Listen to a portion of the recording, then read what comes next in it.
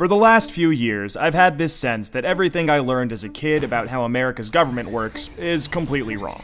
But I had no idea how bad things actually were until I saw this one graph.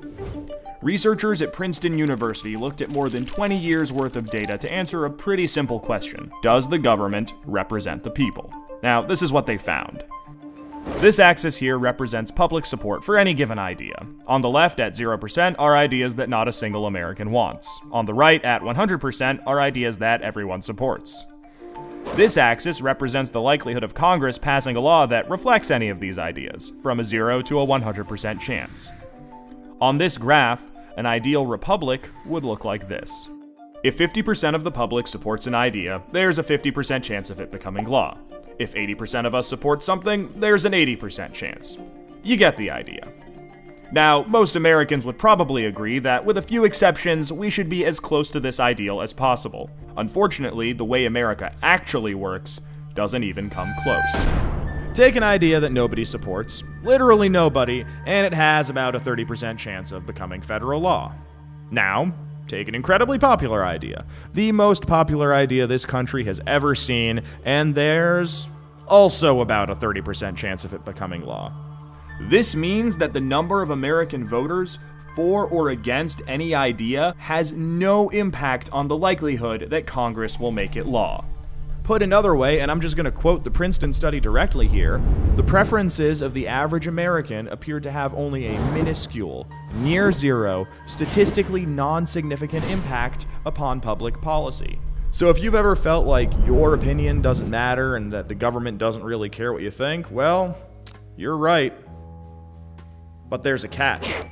This flat line only accounts for the bottom 90% of income earners in America. Economic elites, business interests, people who can afford lobbyists, they get their own line. Look at how much closer their line is to the ideal. When they want something, the government is much more likely to do it. And when they don't, they have the power to completely block it from happening, no matter how much the rest of the country supports it. They get what they want, and guess who ends up paying for it?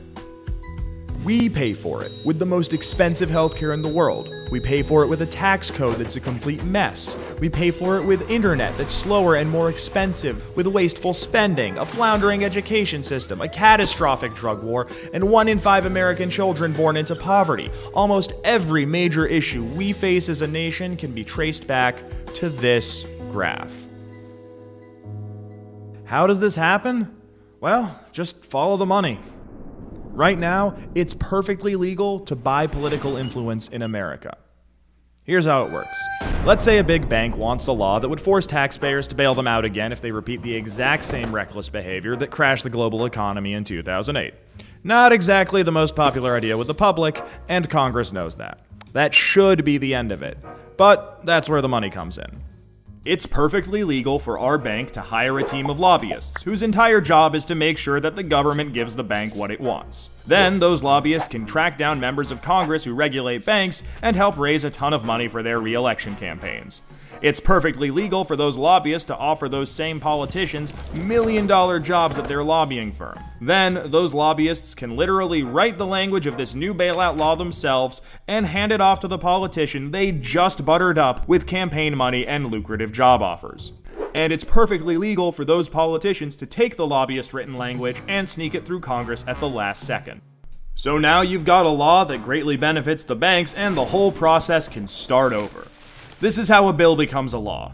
A special interest hires some lobbyists, those lobbyists collect campaign contributions, offer jobs, and then write the laws that Congress then passes to help those same special interests. This happens every day on every single issue with politicians of both parties. In the last 5 years alone, the 200 most politically active companies in the United States spent $5.8 billion influencing your government. Those same companies got $4.4 trillion in taxpayer support. And that's trillion, with a T. And that's just the top 200 companies. Never mind every other special interest, every union, every trade association, and every billionaire. Every single one of them can use their money to buy political influence. You know, there's this idea out there that this only became a problem after the Supreme Court's Citizens United decision in 2010. But the data goes back almost 40 years, and the results are clear. Corruption is legal in America. And as long as it is, anyone who can spend money to buy political influence will. The solution here isn't rocket science. Make corruption illegal. We already know Congress won't do it. I mean, one look at this chart will tell you that. What we need is a plan that lets us go around Congress and do what the American people do best. Fix this mess ourselves. Well, good news. We have that plan and it's already working. Now that we've got the problem covered, let us show you how to be part of the solution.